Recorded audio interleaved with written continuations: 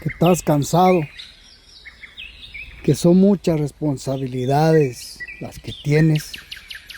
Ya quieres aventar la toalla, hacer la vida para todos, en el trabajo, batallando. Y llegas a tu casa y otras broncas, que los biles, que los niños, que la vieja, y el descanso, ¿pa' cuándo?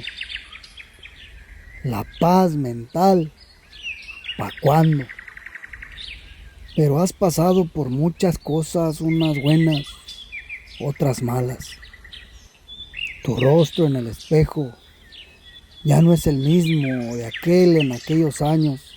Sientes que la vida se está pasando rápido, rápido. Pero mira tu tiempo, mira dónde estás parado, mira lo que has logrado.